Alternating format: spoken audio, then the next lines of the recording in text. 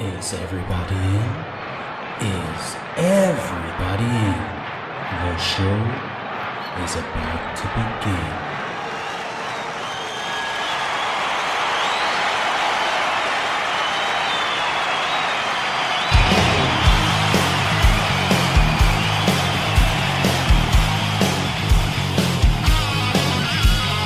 Welcome to the podcast, conscience that made us.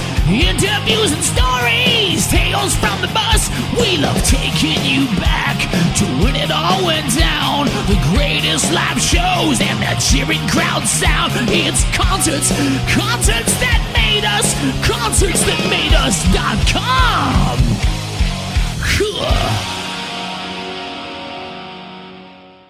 Hi, this is Tristan from Cell Games, and you're listening to Concerts That Made Us.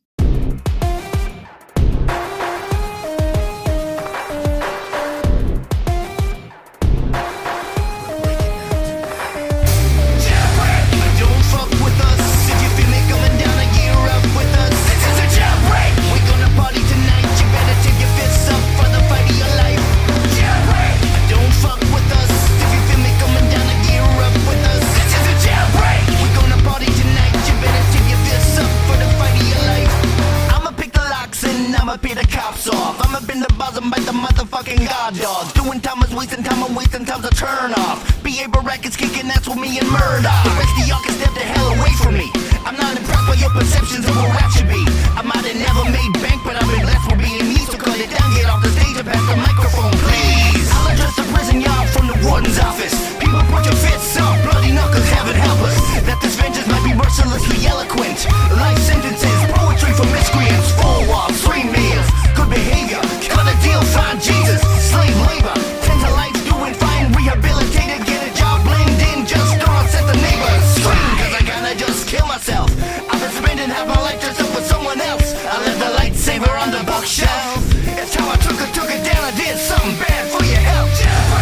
Don't fuck with us. If you feel me coming down, a gear up with us. This is the jailbreak. We gonna party tonight. You better take your fists up for the fight of your life. Don't fuck with us. If you feel me coming down, a gear up with us. This is the jailbreak. We gonna party tonight. You better take your fists up for the fight of your life. They call me S-K-I, double N-I, bitches, cause I got my game tight. From my curls to my britches. Better get my name right, cause tonight you'll be screaming it. Red light special and you best be believing it. I'ma break your back, I'ma split your lip. I'ma blow your mind when I crack the whip. But when I slip and sip out of the holy grail. If you got no game, you better post a bail. I'm the electric chair, I'm the lethal dose. I'm the baby daddy to the Holy Ghost. I'ma change your life, just my word of mouth. And my rules, this city, and we breaking out. Don't fuck with us. If you feel me coming down, and gear up with us. This is the jailbreak. We're gonna party tonight. You better take your fists up for the fight of your life. People in the party, if you're feeling kinda naughty, grab me some of that Bacardi. Cause we're stealing Maseratis, rolling red like Pavarotti, busting out of our Armani. I'll go cool your Shiratori. Gonna get this shit started. There may be trouble ahead. Don't fuck with us. If you feel me coming down, and gear up with us. This is the jailbreak. We gonna party tonight. You better take your fists up for the fight of your life. Don't fuck with us. If you feel me coming down, and gear up with us. This is the jailbreak. We gonna party tonight. You better take your fists up for the fight of your life. Right. Well, ain't nobody gonna stop us. Right. Well, ain't nobody gonna stop us. Right. Well, ain't nobody gonna stop us. Ain't nobody gonna stop us.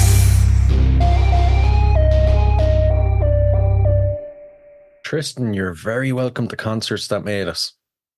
Hey, how you doing? Good, good. How's yourself? Not too bad. I've survived this far anyway, so We're just getting started, so I don't know how to take that. look, we'll see. First of all, you guys have a pretty big gig coming up on the 16th of December supporting War of Attrition. Give us all the details about it. Cool. So that is in Pharmacia, which is in Limerick. If people don't know and want to go, it's in Limerick. I've never been to Pharmacia. I think it's like Limerick Fibbers kind of, but maybe a step up. I'm not 100% sure. But yeah, we're supporting the War of Attrition. It's their gig. As well as that, it's Solothurn. I think I'm saying it right. Solothurn from up the north. They're a newish band, and opening the show it's Goblin and Sharktooth. I think they're two separate things, but I think for this they're working together. It's more of an electronic sort of a thing for that. But yeah, they're opening, and then Solothurn, and then us, and then War of Attrition, and I'm looking forward to that. It's our second time ever in Limerick, so hopefully it goes better than the last time because we played the Siege and that was great. Stayed overnight, drove home, and my car just shit the bed on the M7. It was great. Oh my God. Well, at least you made the gig. That's the main thing. That's it. I was actually because I've had car trouble like the entire week leading up to it, and I dropped it with someone on Friday. I wasn't around on Friday, and then Saturday I was like, "You have the car back?" I was like, "Cool, great, brilliant." And we were like 10 minutes out from Dolan's in the car, and I see like the smoke start to appear, and I was like, "No, not now, please, please, please! Like we have to be there, like by one, come on!" And I was like, "Oh no, it's just the drummer's vaping in the back." I was like, "Right, that's grand." Oh man. And where's the best place for people to get tickets at this stage? They're on both tickets.ie and Eventbrite. And if you go to ALM Promotions or Cell Games, our own profiles, like in our link trees, there will be links to both of those. To the best of my knowledge, I'm not sure because I think the mechanics of both sites might be a bit different, but to the best of my knowledge, it's €8 in advance, or if it's more of a last minute thing for you, it's €10 on the door. So it's a small saving, but like it's like that €2 could go towards something else. It could go towards Cell Game stickers. It's not bad though for a good gig like that with a good amount of bands, it's a good price. Definitely, especially if you do like avail of the fact it's only €8. That's a lot of gig for not a lot of money. Yeah, exactly. And it's put together by ALM Promotions. They seem to be doing great things for the rock community in Ireland. They're putting on lots of rock gigs with great bands. They seem to be kind of a little bit everywhere as well. Not like everywhere, but like normally you see like a promoters it'll be Dublin and maybe somewhere else in Dublin, and then they might venture towards Wicklow a bit or something, or up towards Dial, but that's kind of it. Or like some places might do Cork, and that's kind of it. But she seems to be like she's kind of Cork, Limerick, and then a few in Dublin, and she seems to be working a lot with. I don't know if you've seen Nutshell Grunge. Yeah. That kind of collective. They seem to kind of sort of working together there. We're not part of that. We're not necessarily a grunge band, but we know all the lads in it, and it is good. Just we're not. We wouldn't fit the remit of that. It'd be very strange. Like they'd all be coming in doing their grungy things, and then we'd show up with a laptop with all the beeps and boops, and it wouldn't really. It might, but it's not the same thing. But yeah, they're definitely like doing it. I've done an AM gig in a different band, and like it's very good. It's great stuff. I was actually wondering that the last couple of weeks. I was like, are they part of the Nutshell? Because new metal doesn't really blend with grunge too well. I was wondering, were you part of it? I don't know. I mean, we're friends with all the lads, but like we're not quite within the parameters of it. We have like I've gigged with some of the other bands in it, like Ritual Effect are like are very good friends. Like I've been in bands with the lads from Ritual Effect, and we played gigs together in Dublin and all sorts of things like that. So like we're not opposed to it, just like we're not in it. I getcha. And Cell Games released Jailbreak on the 1st of December. Tell us a bit about the track. So that one it's an interesting one for us because normally with our music, it kind of starts with me because we started out as more of a recording sort of a thing anyway, and I had these demos, and then Maximilian, our front man, like initially it was just us, and I was like, "Hey, do you want to make these demos into songs?" And like it's kind of a new metal thing, and I'd like present him with these, and we do that, and then since getting the full lineup, like we'd demo that out and bring that into the band, and they'd kind of, I'd be like, "Dude, like the drums are like this, but do them like they're good, please." Like the bass is like this, but do it like at Bass Bear did it. So we'd always be kind of working on stuff that I brought in, and then Maximilian would work on it. We'd have that, but this was one that had been kicking around for years. It was like a Maximilian voice solo thing. maybe even 10 years, he might have had it kind of knocking around in some form or other. And it was just like, it's just a hip hop thing. It was just a rap song. Just a rap song. It was a rap song. But he's like, we don't have anything in the set that fills the hole that this song kind of fills. So it might be worth examining this and maybe seeing if it could be like a Cell Game song. So like I listened to it on his SoundCloud, and I was like trying to figure out like how does it translate. And it turns out it translates very well. But it's some of it's mad because it was never intended to be played by people the way he did it. Like it was just like programmed stuff. So I had to kind of go like, right, well the bass line's not really playable. What's close and can do that, or like the percussion's like a real drummer has to do something over that. And even when I brought like the demo, it was like the demo was like Jailbreak brackets Cell Games version, and but even like I brought it into like a practice, and the drummer kept me. He was like, so the drums and that. Like, what do you actually want me to do? And I was like, just do whatever. Like I was literally just like, look, I just have it this way. It gets small, it gets big.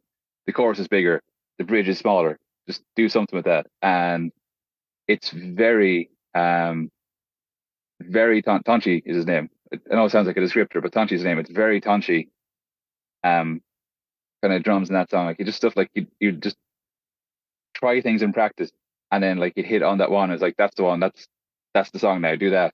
Or like there's a big double kick part in the middle that I didn't think to program because I was like, I'll just copy and paste the halves. It's fine.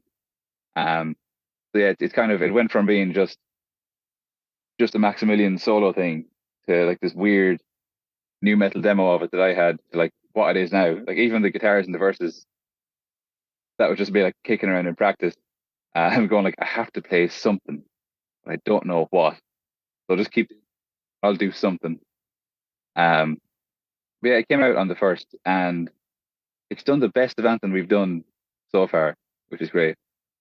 I kind of hoped it would because yeah, when we were playing Metal to the Masses in February, people kind of latched onto that one a little bit. There's even I don't know if you've seen it, Cosmo Palace, Angel, he does like a lot of music video stuff, and he films all the heats of that. And he had like a video from one of the heats, and it was just Cell Games, but it's just every time they say Jailbreak. And so it's just a couple of like Jailbreak, Jailbreak, Jailbreak, Jailbreak. I was like, we do say Jailbreak a lot. You're not wrong. It's a great song, though, and that's a really interesting story to it. But it's kind of really fun and grabs your attention straight away.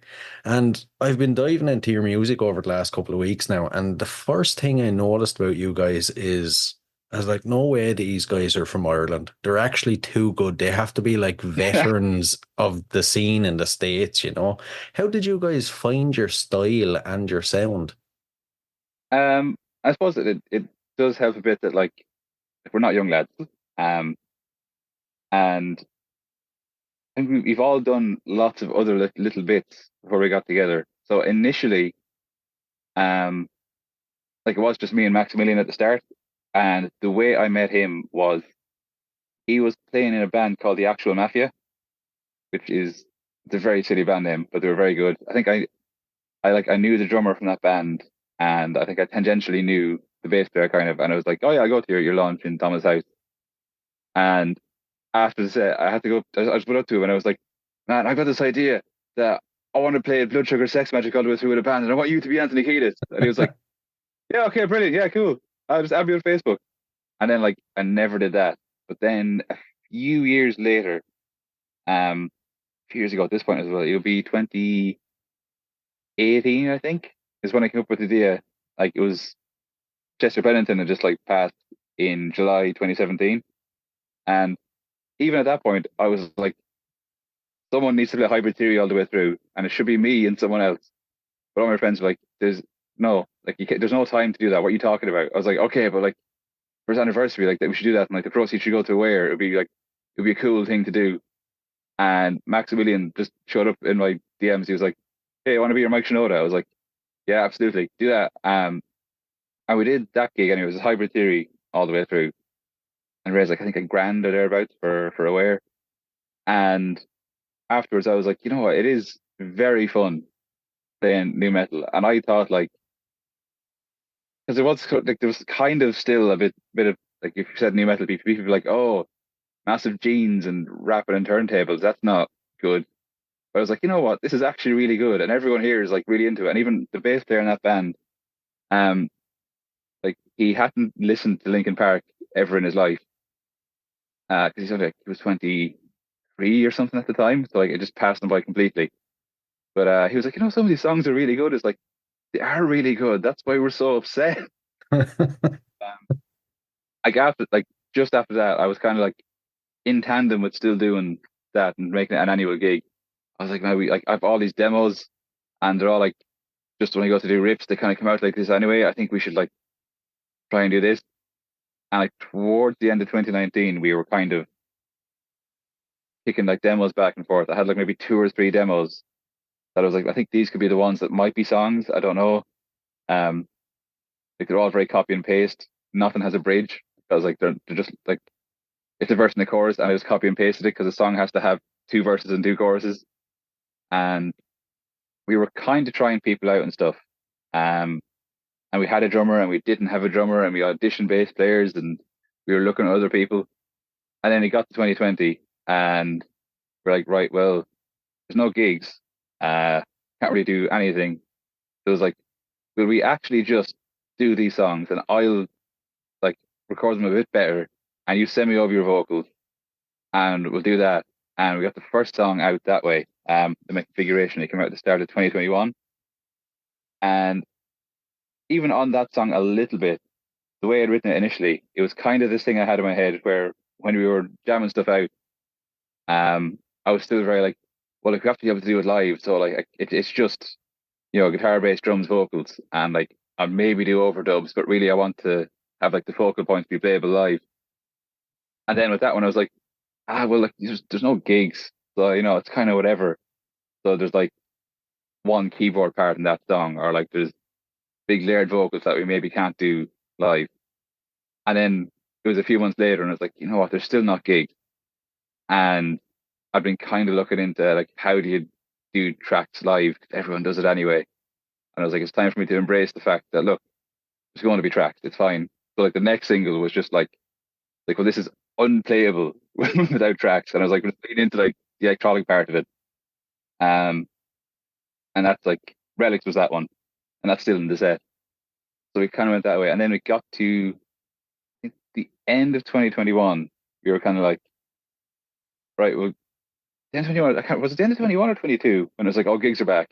Either way, gigs are back, and I was like, oh, we're not ready. Yeah. Oh no, we blew it. I was even thinking like, oh, we'll do Metal to the Masses. Like we have like the demos, and sure, like by the time the heats come around, we'll have a band. I think my girlfriend was like, absolutely don't do that because you won't be ready. It didn't, and we wouldn't have been ready. But we got Deb on board then pretty soon. Deb's the bass player. We got her on board pretty soon, and we kind of like tangentially knew her because she played bass in. I don't know if you've heard Witch Kicker. No, actually.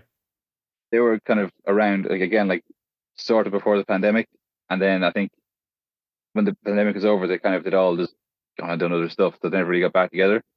But the singer from that band is in a band Chrononaut where I play bass. And I said to her, I was like, Laura, like, I need a bass player. And she's like, oh, Deb might do it if you get onto her.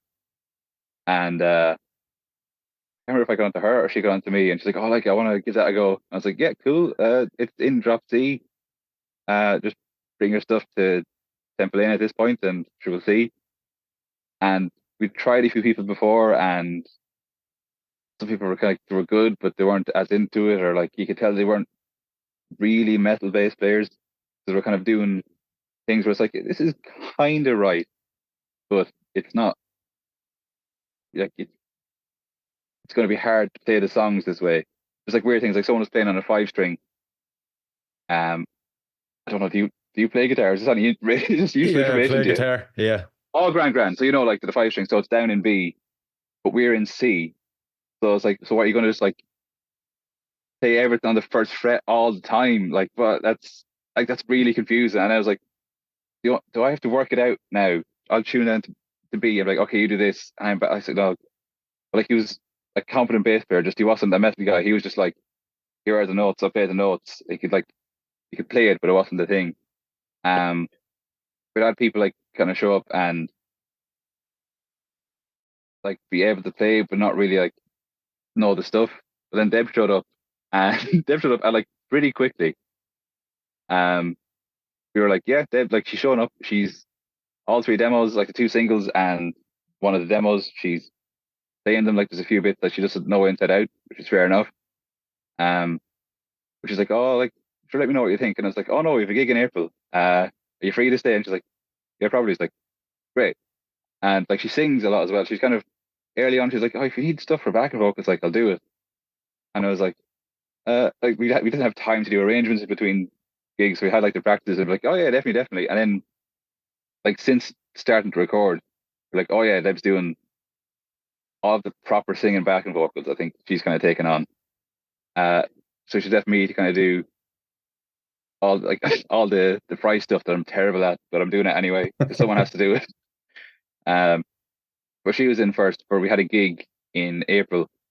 We kind of decided that rather than wait forever to be ready, we're like, look, we will take the gig and somehow do the gig and do it as like a proof of concept. So like we had a session drummer step in for that one, and even like the guy who was booking this, my friend Shane, he it's like, oh lads, I think he could do like 40 minutes. And I was like, well, we know 20 minutes of music between us. It's like, oh, you maybe do half an hour. It's like, you get 25 minutes with talking. That's what you're getting. And I even like looked at the set because I was looking through files for something, and I looked at like the playlist of the set, and I was like, that's mad. There's nothing in that set. But that was kind of, it was a good proof of concept. But the drummer like wasn't in the band. But pretty soon after that, the way we got Tonchi, our drummer, was mad because I was putting out ads and just like everywhere on Facebook being like, hey, sell games, we just need a drummer now. Like all the usual stuff, like has to be able to play to a click, able to play double kick, just able to contribute, like actually be able to play the stuff. And around the same time, Tonchi had put on his probably even the same forums. He was like, hey, drummer here looking for a band, experience playing to a click, normally play metal, I've done a few bits. And I got onto him and he was like, I was going to get onto you. I was like, this is fantastic. And it was a similar sort of thing, like for his tryout. He came to like the practice in, I think we'd upgraded to Troubadour at that point, because like I don't know if these places mean anything to you, but like Troubadour is a practice base in Dublin. Right. And Temple Lane is one in, also in Dublin, it's in Temple Bar. But it's in Temple Bar, so like there's nowhere to park, so I have to get the Lewis in, and it's underground, and sometimes it's a bit damp. And I was like, we just go Troubadour, because like me and Deb drive, so it's fine, don't worry about it. But he came in and did his audition, and he was kind of saying like he wanted to just like run the first single a few times and like feel it out a bit. And he was like, also like I know like you have the studio version, and he did like that live version he did with Damien on drums. I think I've got bits from both of those. I want to try some stuff. And like even in the first run of it, there was like a little gap where I was expecting to just like keep counting so I don't lose the click completely. And he was doing like cymbal fills that I never would have thought of. I just looked over at Deb, was like, yeah, I think so, yeah. And like the same thing again, it's like, oh, so what do you think? It's like, yeah, well, we have a gig in at the end of June, so you're free. And like that's he got in as well. And like a lot of stuff, like he'll take within the demos, because like I'll kind of write the drums around the guitars a bit. So it's always like the chorus has to be bigger, the snare has to be on 2 and 4, and the kick kind of has to follow the riff. And it's just stuff, like even stuff like as a guitar player, like when you program drums, it's like verse is hi-hat, chorus is crash, bridge is ride. Like and like that's me doing dynamics. But he kind of have like just ideas and stuff, and like little kind of like bits will drop out or come in or connect bits in a way I wouldn't have thought of doing. So like a lot of it is just kind of taking like the blueprint of like my demos and then making it like a drummer actually thought of it. And since recording with Josh, JSR Audio, I don't know if you've ever dealt with him up in Belfast. No, he's he was like, we kind of decided like, right, me doing on the laptop's not going to package forever. Especially because I don't have the facilities to record drums. So I was like, we were kind of looking at like, well, where do you go? There's lads in Dublin and they're good, and like there's kind of the go-to guys for different places. But I was like, well, we're doing heavy stuff, but there's like, there's stuff in the songs. There's like keyboards and bits and pieces and things like that. And we kind of looked at like bands that we knew were around and who they went to, and they all seemed the ones that kind of were doing similar to what we're doing, like the band Idle Discourse. People say we're kind of the same because they're heavy bands where there is rapping, and it's like, yeah, I guess we're kind of the same. Like they're a bit more like I think they're more like something like Architects or something. That's sort of like a bit more genty, but the vocals are rap. Whereas we're like very much a new metal band, and then another band like Neon Empire where it's like drop G, heavy, but there's stuff going on. There's keyboards and there's samples and there's like percussion and stuff, and they all went to him. So I was like, hey Josh, can we come up there? Can we record with you? He's like, oh yeah, grand, yeah, do that. And we did, and I was like, oh, he gets it. He's like got the sound that we want to get from as well. And he's great to work with. Like he's very willing, like especially with me, he's very willing to like just let me try stuff, just do stuff. And like a lot of, like mostly what I want to do is I'll play like a part and then be like, oh, I've got an idea, Josh, and it's just me doing like up a third as a joke. And it's like, right, do you want to do a real idea now? I was like, yeah. But like, he let me do stuff like that. He's very willing to just do stuff like that or just try different things with electronics. Yeah. Like he's a producer more so than just like an engineer, because like sometimes it's just like we just want the song as it is but recorded. But he's more like a producer, and he'll have ideas, and like with the vocals, like he'll try like different deliveries or different layers and stuff like that. So like a big part of the recorded sound is him kind of doing stuff with what we bring to him. Yeah. And what's the feedback you guys get? Like, how well are you received? Because I know a lot of people are kind of like, new metal has its time and its place. It was about 20 years ago. Doesn't belong in the modern time. There is, like, I think when people just hear that it is new metal, like they don't actually hear it, but they hear like, oh, it's a new metal band, they can be a bit kind of like, oh, is it? Yeah, okay. And like you can put people even like they can go in with that and be like, oh, I wouldn't be into the rapping in it. But I think a lot of people, when they actually hear it, they're kind of they'll remember it from the first time around and kind of be like, you know what? Actually, yeah, it is still like it's fine to like it. Like the bigger kids aren't going to beat you up. It's fine. Like, like people kind of, I think everyone kind of went away from it, and then we're like, you know what? Actually, it was good. There was like there's stuff like there's so much of it that like not all of it's good. There's always we can always find like a bad new metal band, or I can find like the worst elements of it exaggerated in a band, and be like, this isn't good. But like Hybrid Theory was huge, and like the first two Slipknot albums were huge. So like it has its place. But I think when people see us do it live, especially, you get that like, oh, it's fun. That's the big part of it, is that like it's a fun gig, and like the recorded stuff, people have been like, they've been fairly positively into it as well, which is great. And I think just the fact that like on stage, like I think between myself and Max, we couldn't do the dead serious metal frontman thing at all. Like we couldn't bring ourselves to do it. We couldn't be like, fibbers, our family, friends, let's do this. Like, well, like it's grand. We're just up here like playing riffs and screaming at you. It's fine, it's fun. Don't worry about it. When it comes to gigs, then, how do you put together your set list? Is it all originals? Do you throw some of maybe Hybrid Theory in there? Conti's been lobbying to get some Hybrid Theory into it, just because like I have all the tracks from doing the Linkin Park gig. The Linkin Park gigs as well. The name for that is Phoenix Park, and that was my idea, and I have to just get that in there. It's because it's FENIX. So I was very happy with that. But we used to do, when we had our 20-minute set, we had like, right, we're only going to have a 17-minute set if we don't do a cover. So we did Land of Sunshine by Faith No More, and that was very much a me and Maximilian idea, bringing it to everyone and being like, we're doing this. because we only have 20 minutes. And like we did it like a handful of times. And Tanti was like, I don't like playing this song. It's boring, and it's not the way I play. Like I'd never do this sort of a tom shuffle sort of a thing, and there's nothing really going on. And like Deb was like, it's annoying to play. And I was like, but it's great. This song is amazing. But that got dropped pretty quick. I think it stayed for maybe 3 gigs. And I think the third one was only because we had 2 gigs back to back and we didn't have time to change the set.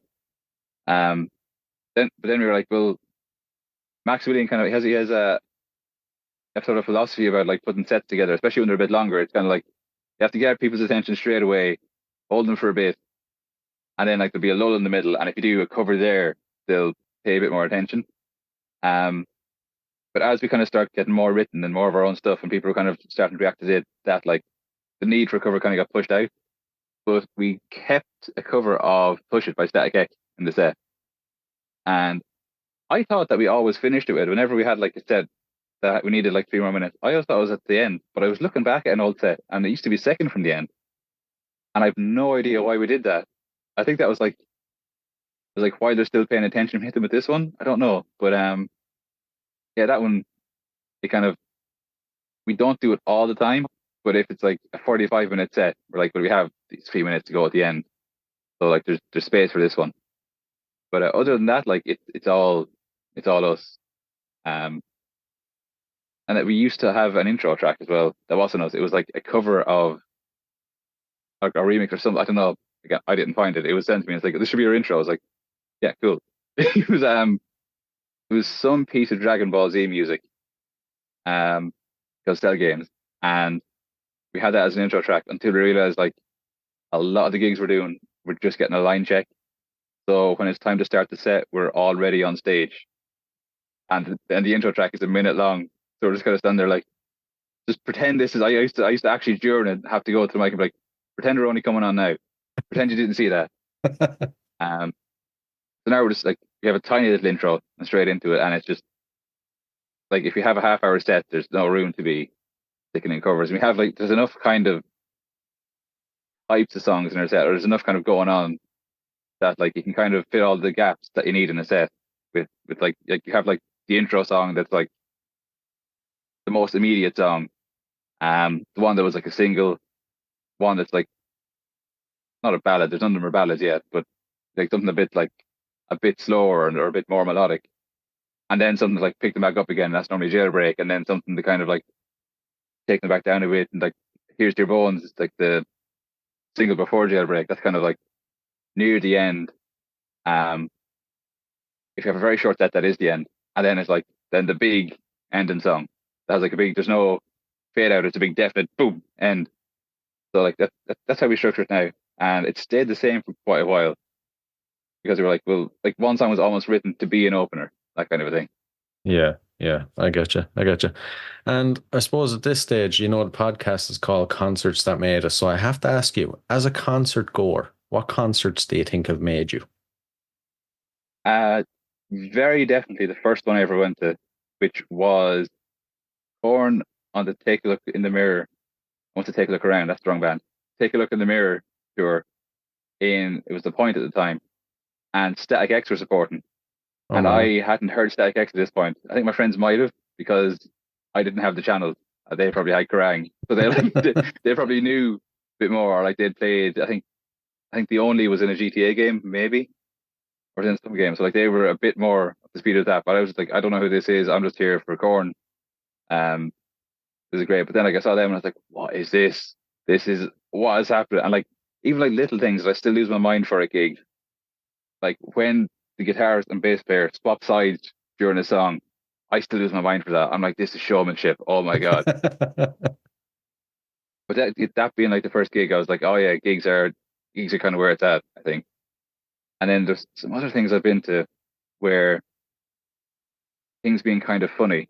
Like I used to go to like a lot of Newton Faulkner's gigs whenever he was over, and in between songs, like it's not serious. It's just like just a guy having a chat and having a nice time with you.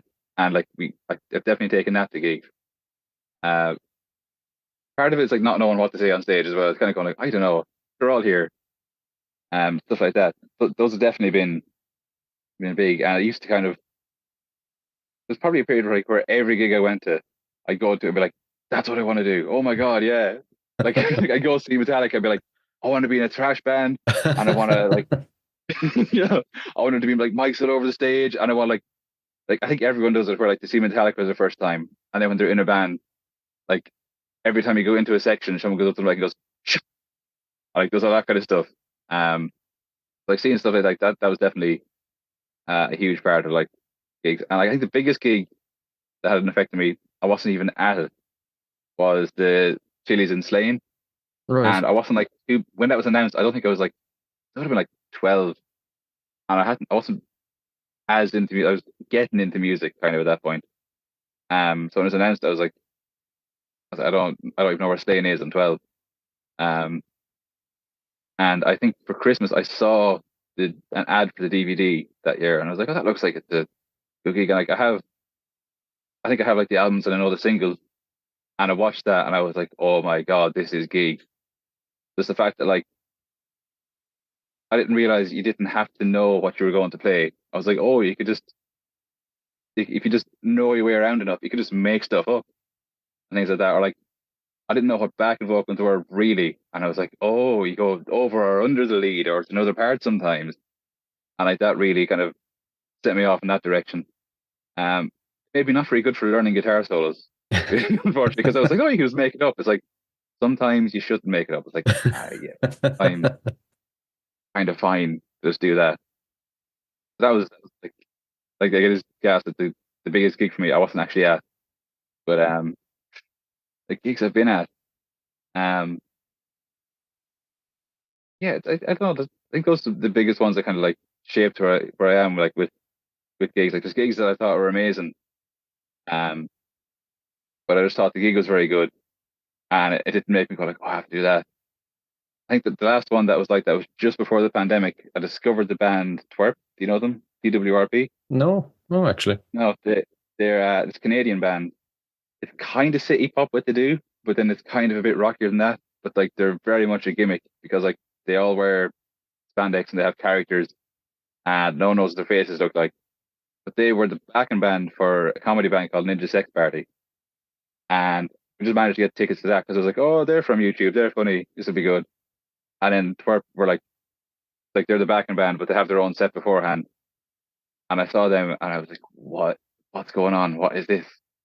Like the lead singer's not a singer; he uses a talk box and everything. So I'd never seen that, and I was like, this is mad. And like he played a guitar in one song, and I was like, I'm sold. That's it. The guitar. What is going on? And just like the bass player being so good at bass, and like it's been like really good at slapping stuff. It made me go like, I'm going to actually take bass playing seriously now. I think I might actually try to get good at bass.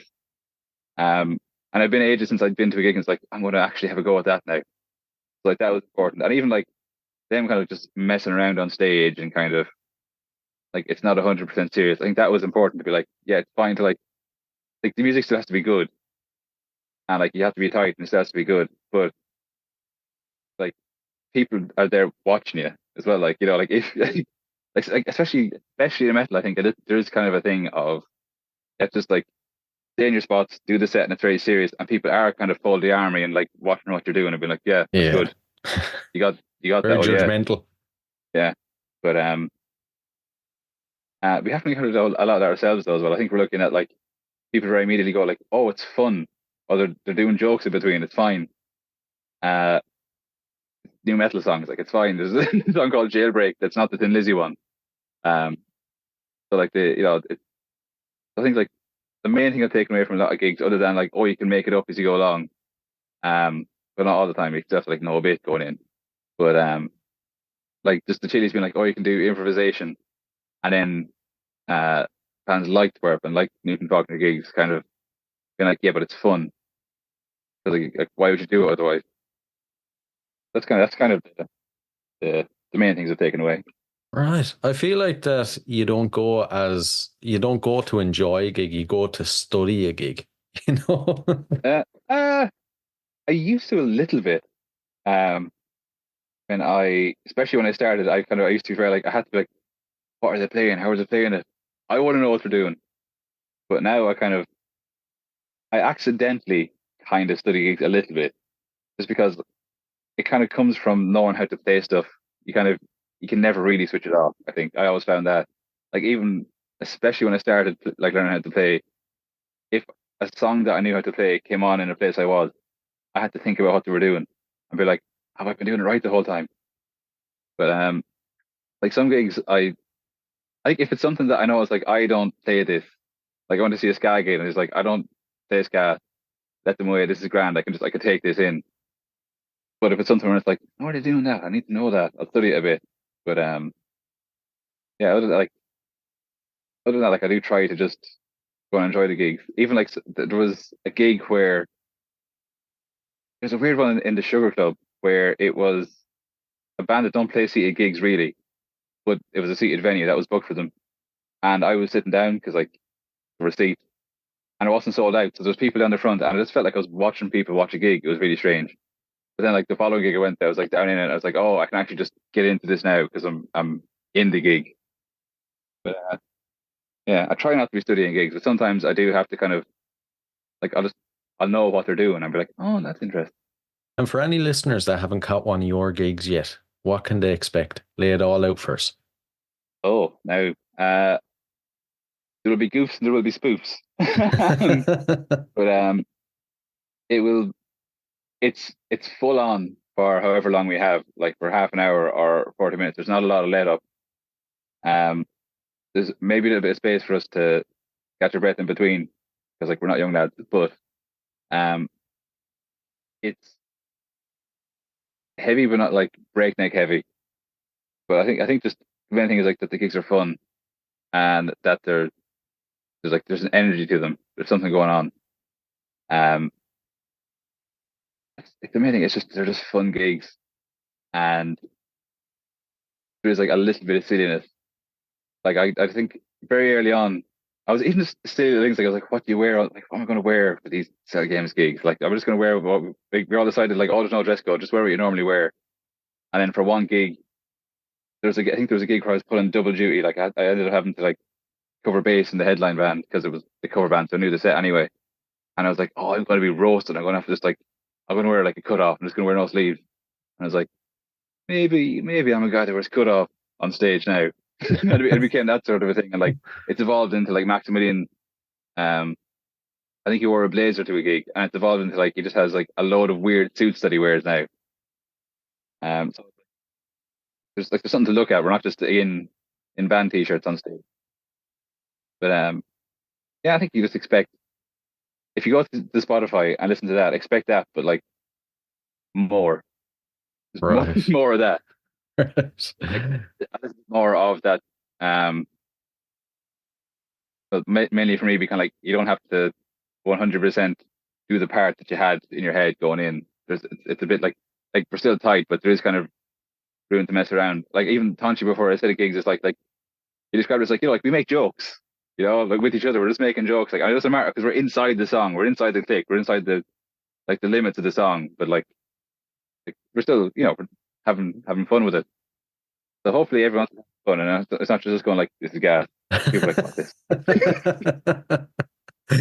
Is there a gig experience you've had then that you would say is the best In terms of playing or in terms of going to? that you've played?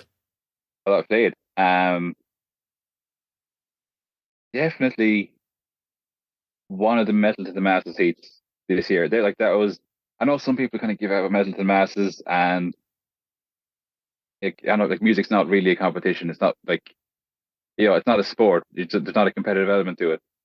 But we did really well, so maybe there is. But I think it was first heat of that we were in, and kind of the semi-finals, but especially the first one, because we've been kind of like kicking about as a band, like the full band, the way we were for maybe 6 months at that point. And then the first single with everyone on it had just come out. So people were kind of like, oh, it's a band. It's not just two guys. And we had stuff out that were like people that weren't in the band. We did like a video session thing just to be like, look, we're real people. It's not just a recording project. Like there's people in it. But this was the first thing that was just the band, and that had just come out. on the Friday, like the day before we had our first heat. But it was like a lot of people who didn't know who Cell Games were or what we were about, because it was like we'd be kicking around Fibers a little bit, and then like we hadn't done anything over the winter really, so just kind of came back, and it was just like we played very well, which is always like I'm always very happy with that when we play well, obviously. Yeah. But because I remember like the first week you had, I played them and I'd be like, oh, that was pretty good, and then like the second one I was like, oh, that was good, and the third one I was like, between this one and the last one, yeah, that's where it is. But that like the that one was like, this is like we just played the best we played to that point, and people kind of got it, and like there's like a little bit of momentum from like that single that Evan out was kind of knocking around, and the people hearing it being like, oh, yeah, the last one you did, the some of Bones, I was like, yeah, that one. It was kind of, wasn't like, oh, we've arrived, because like, we haven't arrived, but it was the first kind of like, oh, it's a band I see now. It's not just guys messing about. Like that was it was like kind of like from our perspective and like the audience, it was kind of like the best, kind of like, oh, we're playing the best we've been played, and we're being received the best we've been received. So I think that was it. And like the Siege was a similar thing to that. But I was just really tired of the Siege. So the Siege was probably as good, but it was 1 in the afternoon, so everyone's a bit tired or like not awake yet fully. Whereas like you're in Dolan's, you're up a bit higher. So like, but in February it was like right up on top of everyone, and everyone's like, "Oh, I get it now. It's Cell Games." It was like, I think, get up at 9 o'clock to do this, Oh, but like playing wise, good. Definitely yeah. met the Masters was like fun. Right. And to flip it around, is there an experience now? You can use any gig you've ever played, but is there an experience you'd say was the worst, and how did you overcome it? Let me think. With Cell Games, we've like occasionally been a bit ropey and been like, we probably should have looked over some of that before. We had a gig once where it was just tech disasters. Like the drummer he wasn't getting the click in his ear at points, and like if he doesn't have the click, he doesn't get the cue, so we don't get the cue, so things are a bit wishy washy. And there was like a new song that had like a weird guide in it, so it was a bit like, it was very loose. This is also the only we cared about, and I think just the way around that was to be like, right, well that can't happen again, so we need to just like make sure going in that everything's good, and just like make sure our cues are good.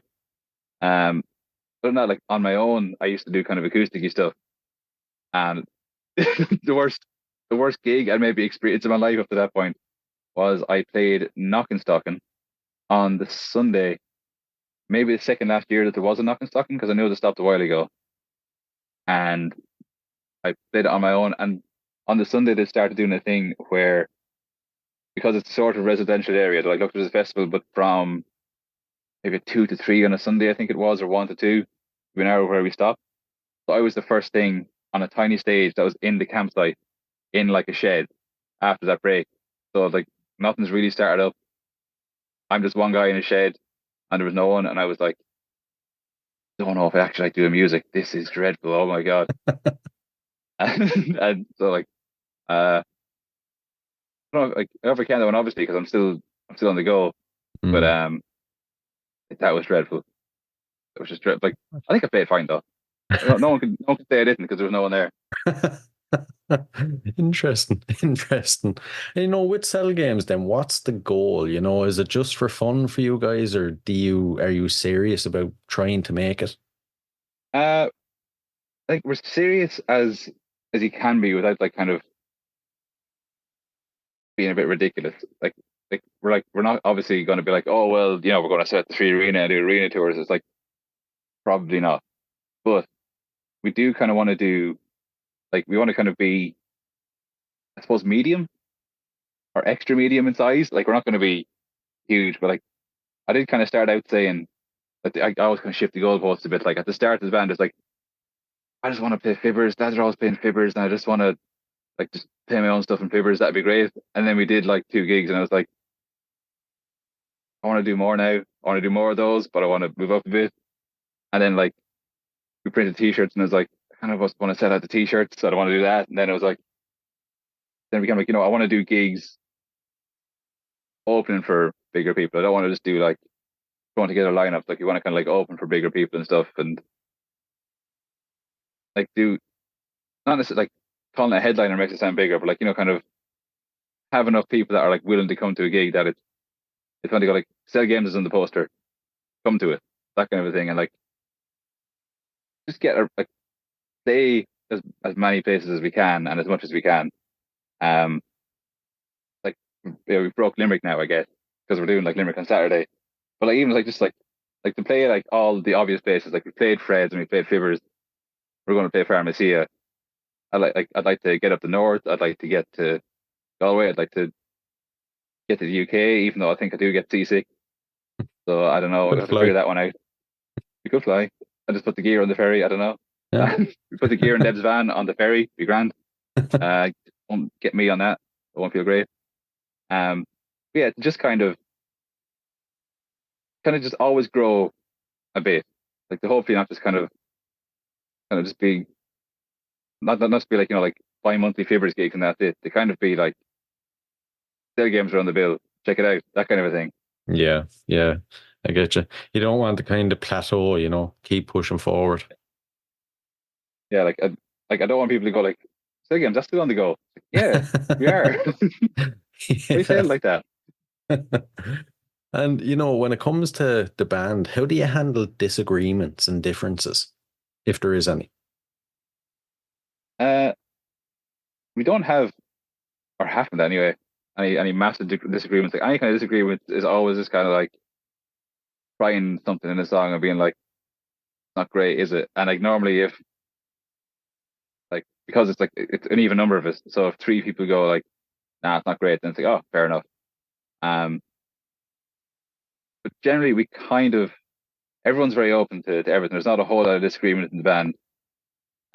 Everyone's kind of like if someone if we're kind of like, oh, if you do this gig, if someone's like, nah, it's not worthwhile doing that, it's like, oh, I won't do that. So or like there's never been any huge kind of like disagreements are falling out. Yeah. Anyway. I hope But I I didn't think jinx you everyone now. I don't know, I'm not. Everyone's easy going enough for like again it's the same like I've said it like a few times, but like we're not young lads, we've all been in bands, so we kind of know that like we take it seriously, but it's like like after this gig, I'm gonna get up tomorrow and I have to do normal stuff. You know, Yeah, like yeah. still have to if someone's like give it out, it's like I can't believe why would you do like how is it this way? And then like next day I'm like, right, well I got the email to tax my car, so I may go and do that now. Like we still like if we take it, we take it seriously, but we're not taking it like stupid serious. So I think that stops us kind of putting heads too much about it because like it's it is only rock and roll or whatever. Hopefully there won't be any massive rows anyway. Fingers crossed. Don't blame me now if there is after asking that Yeah. question. And Okay. before we move on to the last couple of questions, then plans for 2024? Any gigs? Any new music you can tell us about? So 2024, the first thing we have straight out of the gate, we're playing in the Next Big Thing Festival, which is it's in the Workman's Club in Dublin, across like the two floors of the same building, but I don't think you can access them from each other. But there's like the Workman's Club is the main room, the Workman's Cellar is the downstairs.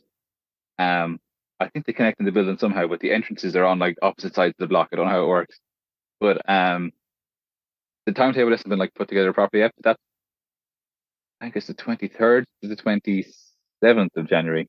I think those are. I know it's like the last week, Tuesday to Saturday. I think those are the dates, and we're on one of the stages on one of the days. And that if you check out the Next Big Thing or XO Promotions, EXOH Promotions, there's links there to like early bird tickets, and again, they never told me the pricing structure, but there's some sort of structure where it's like you can go to like one day or all the days or one room or both rooms or something.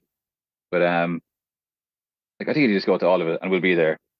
After that, we have Our Heat in Metal to the Masses, which hopefully goes as well as the last one, in that we get through, or at least it's good. That's on the 10th of February. And if you go, you have to vote for us because it's my birthday that week.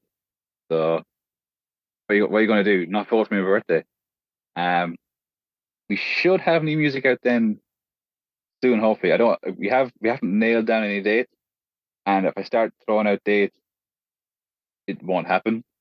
You know what I mean? Like, I don't want to kind of go like, oh yeah, 23rd, yeah. And then something happens, it's like, oh, it's not ready.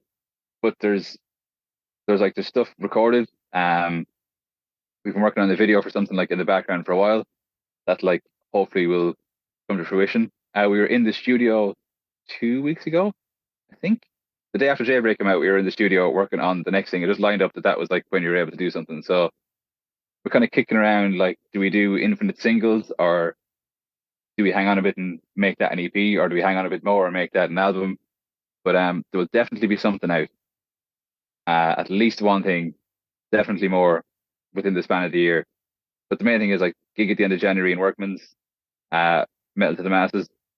And then if you just follow us on cellgames.mp3 on Instagram, you will hear about whenever the music is coming out. But soon is the plan.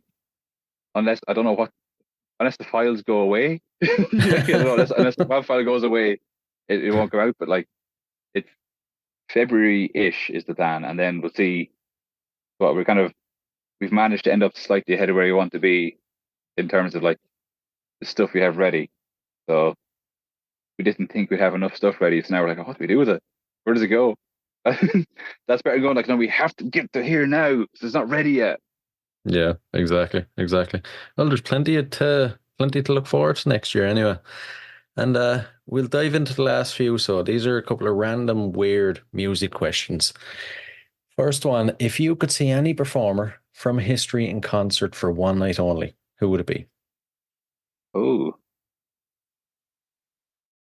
can it be someone that's still going, but at a different time? Yeah. Oh, because I would like to see Red Hot Chili Peppers closer to the time of the Slane gig, because I know it's the same lineup back together now, but yeah, it's not quite the same. It's not the exact one that I remember being so into. Or if I could see Static X again, because like I know they're around now, but it's not really Static X. It's most of Static X. So if I could see them for real, now that I actually know who they are, I'd be big into that. Yeah. Were you at the Chili Peppers gig last year? I was, and I was big into it, but it was like it was like a festival crowd, but it wasn't a festival because you paid €90 to go see Red Hot Chili Peppers, and like maybe it was dependent on the area, but where we were, it was a lot of people who kind of were just going because there was gigs on during the summer, and like they knew not even songs, they knew the end of Snow, they loved that bit, and they loved Other Side, but not necessarily like all of it. But like they played Suck My Kiss, and I was like, I was loving it, and just people didn't know what it was, and I was like, wait, why are you here? I don't understand. Or like the encore where they didn't play Under the Bridge, loads of people were upset, and I was like, I'm sick of Under the Bridge. Were you at it? Yeah, I was. Like the encore of Sir Psycho Sexy into their Red Hot, I was like, that's like something I would say as a joke. I was like, oh, wouldn't it be funny if they did Sir Psycho Sexy into their Red Hot, and then they did it, and I was like, this is great. I don't even care that no one can get a taxi. I'm going to bed. This is amazing. Yeah. I thought the exact same though. I was standing there looking around and I was like, you know what? Half this crowd looks like they've never even heard of the Chili Peppers. Yeah, I think the thing with Chili Peppers as well is like, I get the impression they don't understand why people like them and come to their gigs. Like, I think they think everyone likes it the same way that I like it. Whereas, like, I want to see them do like album tracks, and I want to see them like just try stuff or like just fuck about and do things. Like they did a lot of. They're kind of getting into like, at the end of a song, the song will be over, but they'd still just be playing something. And I was like, this is good. This is like I'm seeing a band perform and there's something dynamic happening. Whereas people are going like, oh, where's the one about Danny California? Is that next? Or Yeah. so, like, they don't know that people just want the songs off the radio sometimes. But I was happy. So if they keep doing that, I don't mind. I seen him back in, I think it was 2004, 2005 in the Phoenix Park, and Yeah. they were unbelievable. I suppose that was probably a year or two after Slane, was it? Slane was That was 2003. I think so. Was that with Pixies? They opened Yeah. for Pixies, or Pixies opened for them, or something? Pixies open for them. Yeah, it was unbelievable. Yeah, I think I was like, I think I might have been like 14. So I think I'd been like you can't go to that. You're going to Metallica this year already. I was like, okay, fine. Right. Looking back now, it's a tough choice, but I'd probably go for Metallica myself. Yeah, I think like my friends wanted to go to that, so I was like, oh, this is what I'll go to. And I think would that be the year they had? I don't Slipknot were playing with them, or was that the following year? That was the following year. I think this might have been like Saint Anger ish Yeah. when they were still touring Saint Anger, but they kind of realized it's like that's not what people want. So like they're frantic, and I was like, okay, that's what we're here to promote. Anyway, Yeah. And the next one, so this is where the weird part comes in. If you had to be locked inside a room with any musician from history for 24 hours, who would you pick? my God, 4 hours. Let me think now. Probably a lot that I wouldn't want to be. They're a bit sinister. Who would I want to be in a room with? I was going to say Rick Rubin, but he's not a musician, and he's explicitly not a musician. But he's just really fun to listen to, and he would just tell me over and over again how he's not a musician. But I could listen to him like he can do a lot of saying nothing after saying lots of stuff. It's just really pleasant to listen to. It'd be like falling asleep to a podcast. Yeah, true. Rubin. It's a good one. First time anyone's ever picked him, actually. And the final one. What song would appear on the soundtrack to your life? Ooh, good one. I should have thought of an answer for this because it's a very good question. I don't know. I've never thought about this. This is actually going to stump me. Trying to think in terms of songs that actually, you know what? It's a stupid answer, but I think it would be the soundtrack to my life. I think it would be kind of somewhat appropriate, kind of given how long I've been doing music, and that's kind of the thing I've been doing for longer than I haven't. I think when I reached a certain point where I'd been playing, I started playing when I was 11. So then when I was 23, I was like, I'm playing longer than I haven't now. That's it. I can never be playing less than the time I wasn't playing beforehand. So I think the opening theme from King of the Hill, because it's the first thing I ever learned how to play on guitar. And my dad, who's not even really a guitar player, but he kind of like sat down with the two chords he knew and he worked it out for me. And that's like the first thing I learned how to play. And I didn't even learn it in the right key. But I think that would be sort of appropriate because the first tattoo I got was last year. And I just got like the standard chord symbol for G major on my leg. And then immediately like ankle socks went out of fashion. So I was like, no one's ever going to see this.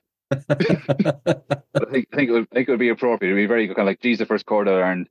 That's the first thing I learned using G, even though the song's actually an E. But my dad didn't know E, he only knew G and C. So that's the way we learned it. Right. Has to be that one. So listen, Tristan, thanks a million now. It's been a blast chatting with you over the last hour. Oh, thank you. I come to Pharmacia. Everyone come to Pharmacia on Saturday.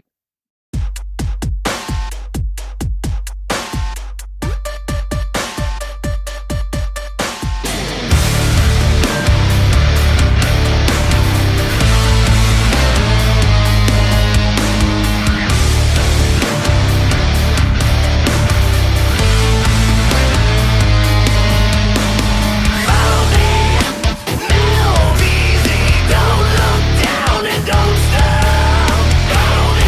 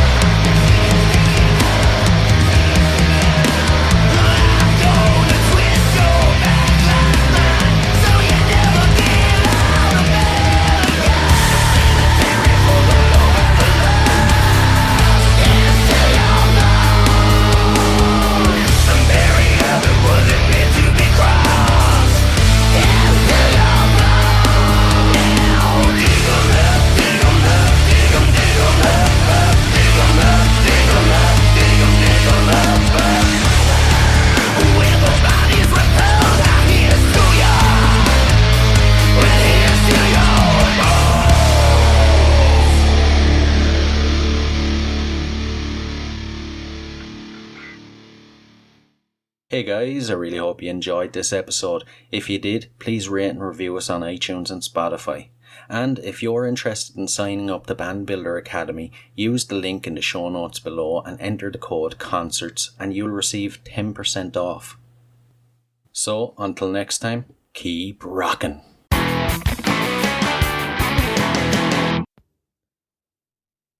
Hey, what are you guys still doing here? The show's over. It's over. You can go home. Go on. We'll see you next time. We'll be here. Bye.